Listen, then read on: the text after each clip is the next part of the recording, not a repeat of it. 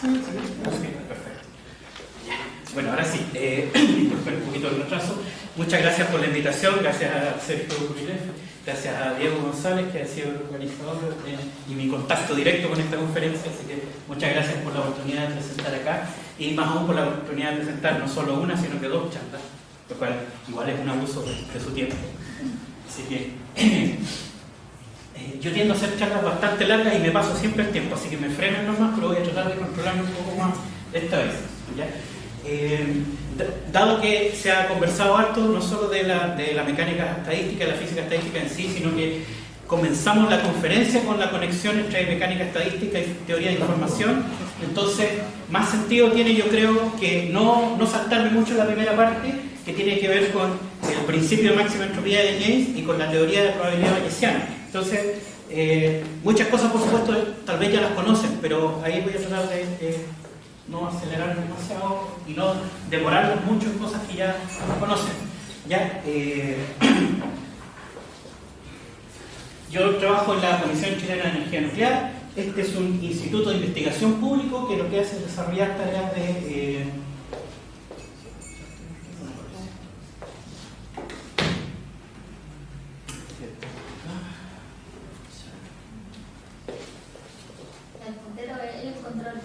para el televisor es grande y para mover el otro es más la vareta. No, es la misma. Ya, no se preocupe. Lo que hace es desarrollar entonces tareas de investigación y desarrollo en ciencia fundamental y aplicada. ¿Ya? No todo lo que hacemos es ciencia aplicada, porque en principio no podría pensar eso. ¿Ya? Esto es físicamente la entrada en nuestro lugar de trabajo con la cordillera detrás. Se hace investigación en SECHEN en muchas áreas de la ciencia, en biología, en cosas que tienen que ver con medicina, agricultura, pero la parte que se trabaja en física tanto experimental como teórica, se realiza en el Departamento de Ciencias Nucleares. ¿Ya? Y ahí es donde estoy yo trabajando. Y ahí se hace básicamente investigación en temas que tienen que ver con física nuclear, tanto fundamental como aplicada, en física de plasmas pulsados y de fusión nuclear, física de plasmas continuos y radiofrecuencia, física de materiales y finalmente física estadística y análisis de datos, que es donde yo estoy más involucrado, aunque de vez en cuando intento hacer conexiones con algunos de los otros temas, sobre todo un poquito con física de plasmas, aunque estoy recién introduciéndome en esa área. ¿Ya? Entonces la idea de la presentación es más o menos un pequeño overview de lo que significaría la idea de principio de máxima entropía de James, combinado con la idea de probabilidad bayesiana, que es lo que Edwin James llamó originalmente mecánica estadística predictiva. Lamentablemente nadie lo pescó mucho con ese nombre y tomó fuerza el nombre de principio de máxima entropía. Pero era bonito filosóficamente lo que significa mecánica estadística predictiva, lamentablemente no pegó mucho. ¿Ya? Y es bueno a lo mejor rescatar ese significado, sobre todo con la introducción que recibimos en la conferencia de que física estadística tiene que ver con un montón de áreas, no solo en física, sino que en finanzas y un montón de aplicaciones de teoría de probabilidad. Entonces, esta fundamentación de mecánica estadística predictiva le da una explicación de por qué esta teoría, que originalmente, digamos, nació de la física, funciona en un montón de otras áreas. Y entonces, luego de un pequeño review de eso, que voy a tratar de ser breve, voy a introducir una idea fundamentalmente, que es la idea de estimación de cantidades. Y con la idea de estimación de cantidades quiero mostrar que mucha de la estructura de la teoría de máxima entropía de James y de la probabilidad bayesiana se puede rescatar. Entonces, ¿qué gracia tiene esto? Que uno trabaja con un solo concepto. Ya no tiene que estarse preguntando qué significa la probabilidad y por otro lado qué significa la entropía, sino que ahora hay un solo, si uno quiere atacar esta teoría, ahora tiene un solo concepto que tiene que atacar, que es lo que es estimación.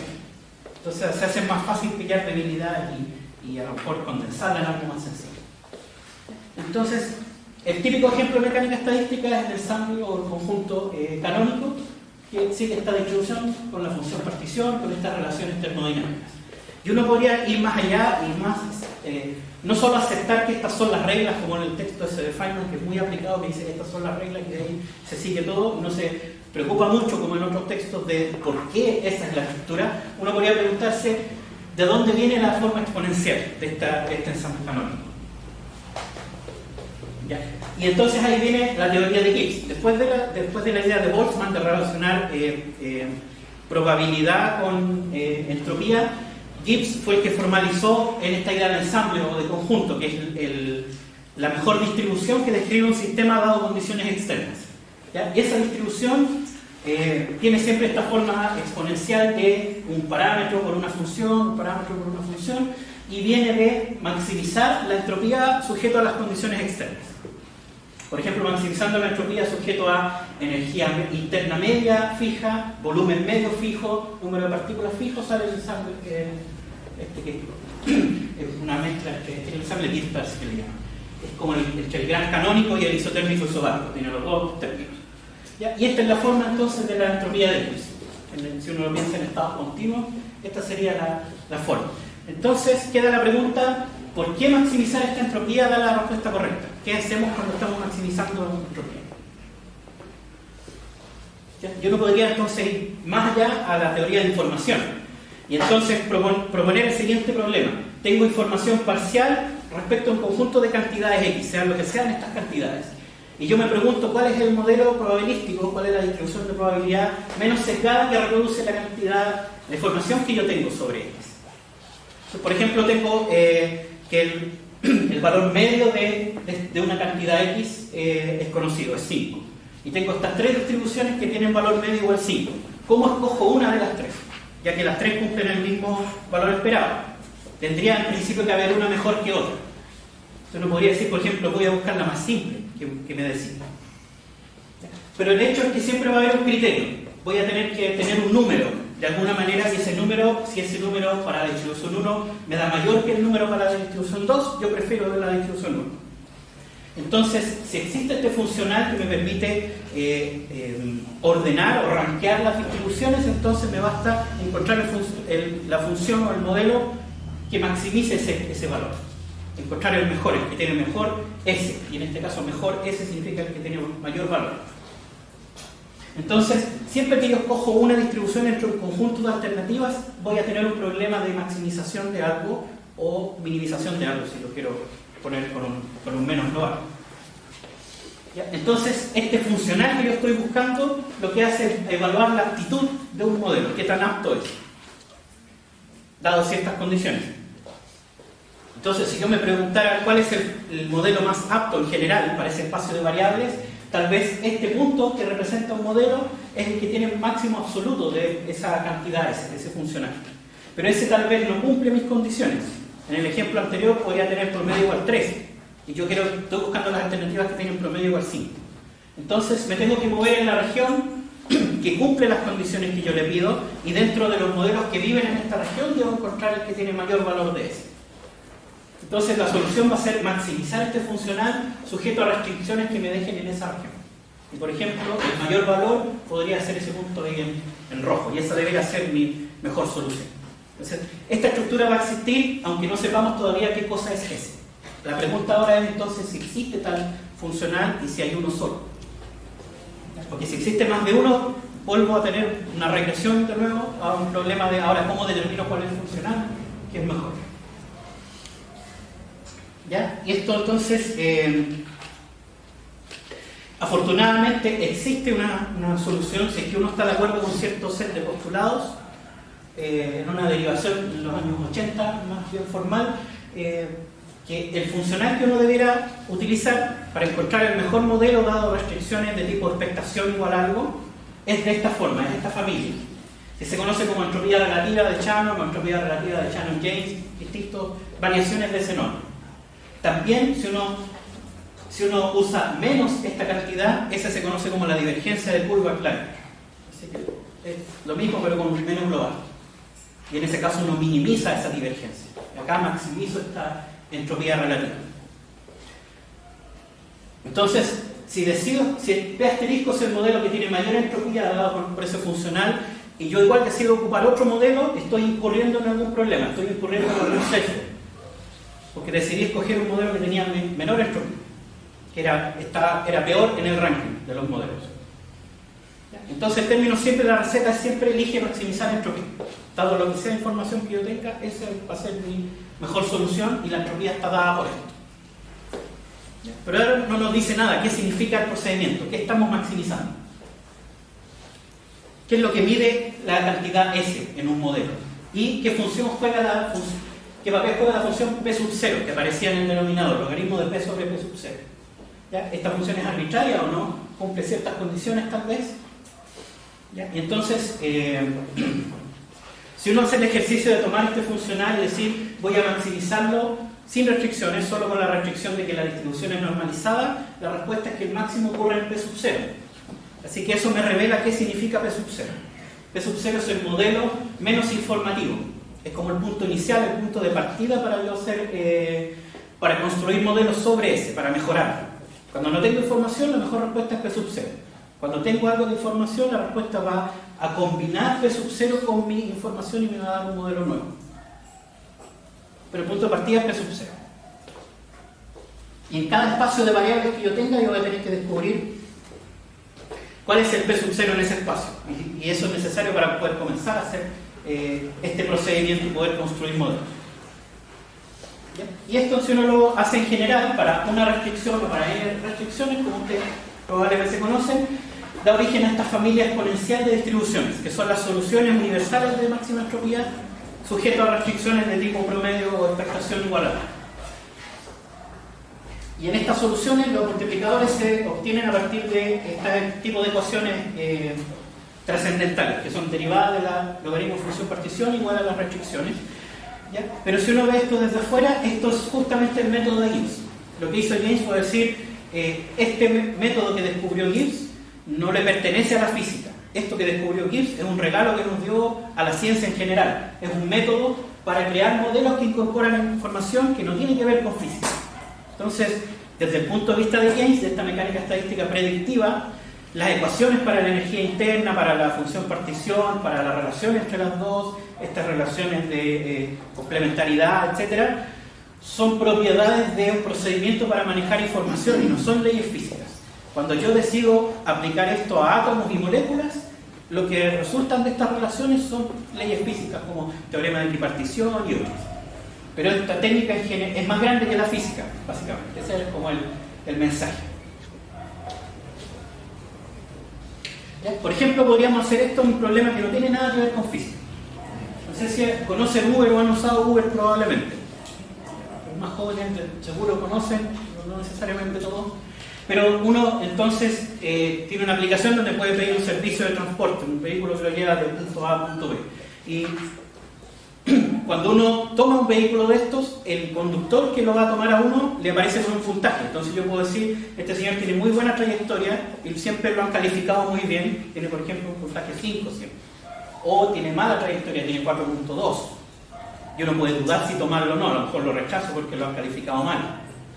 Entonces uno podría preguntarse, como ese promedio, por ejemplo 4,7, viene de promedio de evaluaciones de 1 estrella, 2 estrellas, hasta 5 estrellas, de un número discreto, entonces uno podría preguntarse, si me aparece un conductor que tiene 4.7 como puntaje, ¿cuál es la probabilidad de que él haya sido, o ella haya sido evaluado con 3 estrellas?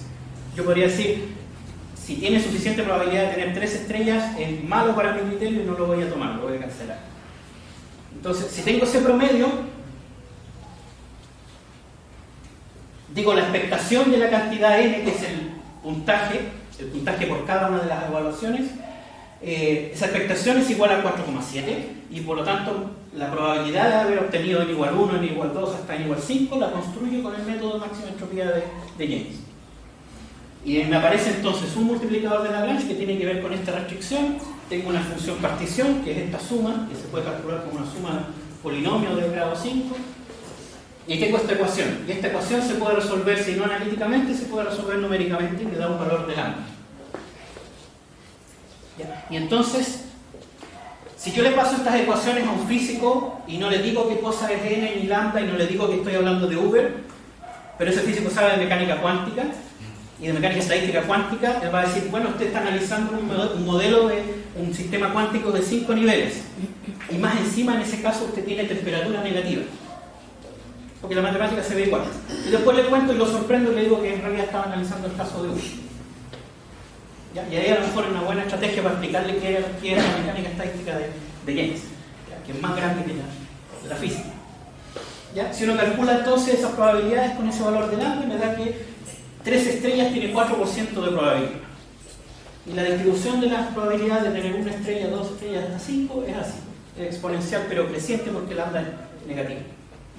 Entonces lo más probable es que haya sido evaluado como 5, tiene una probabilidad de 4% más o menos de tener 3 estrellas y prácticamente ninguna de tener 1. Mismas ecuaciones de mecánica estadística aplicadas a otro problema donde tengo un grado de libertad. Entonces tenemos la misma estructura en dos casos, un problema de estadístico y un problema entonces de termodinámica, uno podría decir. ¿Ya? Entonces, para entender por qué funciona esto, quedan un montón de preguntas conceptuales, una vez que uno se convence que esto funciona en la práctica. ¿Por qué uno puede asignar probabilidades primero? Según la información que uno tiene.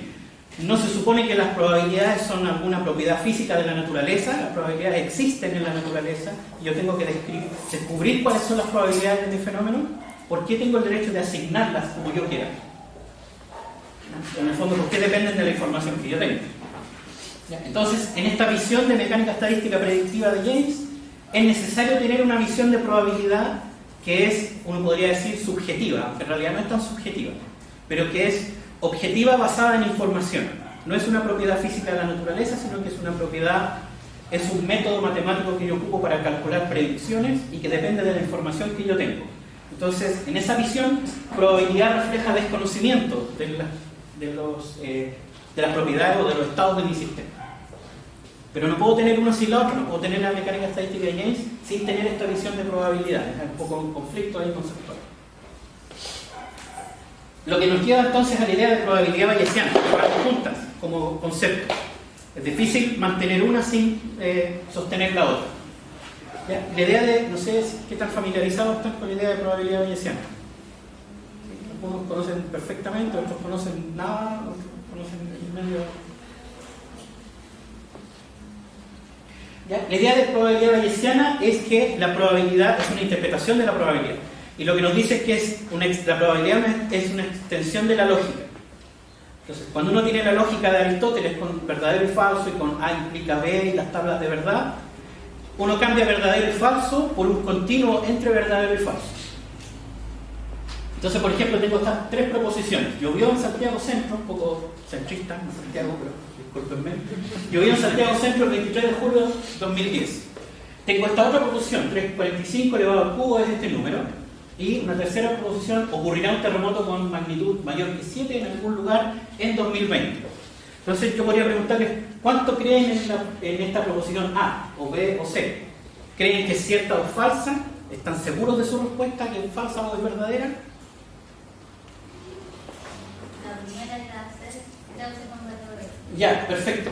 Pero no está absolutamente segura de que es verdadera. Yo creo que la C estoy más segura y la otra no porque tiene una fecha específica. Claro, exacto. En la otra, la del terremoto, que vaya por un terremoto, pasan todos los días. Exacto. A esta le asigna algo entonces más cercano a verdadero. Sí. Ya. Entonces, estamos de acuerdo que en los 3 casos uno podría decir, yo le asigno en algún punto en esta barra de colores entre 0 y 1, donde 0 es falso y 1 es verdadero. Entonces, estoy en algún color ahí para cada una de ellas. Y estaríamos también de acuerdo que alguien que tenga información distinta a la que usted maneja va a asignarle una probabilidad distinta.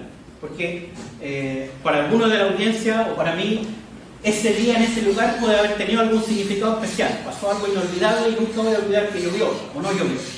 Y ahí yo estoy seguro, puedo afirmar, aunque haya sido 9 años atrás, que fue cierto o fue falso. Pero para otra persona que sea un día cualquiera, no tiene tanta seguridad de asignar un número en esa escala. ¿Ya? Algo interesante pasa con la proposición B. A menos que sean demasiado buenos con aritmética, van a tener que ir a una calculadora o tomarse el tiempo de hacer el cálculo manual, y una vez que hayan calculado esto, si lo hacen correctamente, ya van a asignar 0 o 1, dependiendo si eso es cierto o no. Para alguien que no ha calculado esto, va a asignar una respuesta en medio de con algún criterio, bajo alguna intuición que tiene formada de si esto es verdadero o es falso. Lo pueden verificar después. Muy cercano a esto, pero no es eso. Así que es 0 en realidad, es falso. ¿Ya? Y claro, efectivamente en el caso C, Todos los años ocurre algún terremoto con magnitud 7 o mayor, por ejemplo en Indonesia o en algún lugar, si es que no nos toca a nosotros, en algún lugar en Asia probablemente. Entonces es muy probable que sea cierto. Cuando hayamos llegado a 2021 ya no va a haber incerteza respecto a si es cierto o no. Vamos a poder afirmar históricamente que fue cierto o fue falso. ¿Ya? En todos los casos igualmente puedo asignar probabilidades a estas proposiciones. Eso es lo que nos dice la probabilidad bayesiana. Incluso en el caso B, no hay azar ahí, no hay números aleatorios, pero puedo asignar probabilidades porque si he calculado tengo una probabilidad y si no lo he calculado voy a asignar otra. Una consulta bien corta. Entonces la proposición A, yo estoy habilitado de poder darle probabilidad 0 si yo tengo información 0. Si tiene información que le asegure que no llovió. Ya. Si usted tiene la evidencia y puede demostrarme que no llovió, usted está así. Mi pregunta era si el no tener información también me permite llegar a esa misma respuesta. No, si no tiene información no está autorizado a decir ni 1 ni 0. Porque yo podría preguntarle cuál es la evidencia con la cual usted me dice que llovió o no llovió. Esto es una probabilidad como conjunta. Si yo sospecho que llovió, si yo soy consistente, tendría que asignar un número en este grado de colores alejado de los extremos. Tal vez cercano a 0,8 o 0,2, pero no debiera poder asignar 0 o 1. Quizás con el mes se puede tratar de llovió, ¿no? Exacto. La pista es que, claro, uno podría decir Santiago Centro queda en Chile, hemisferio sur.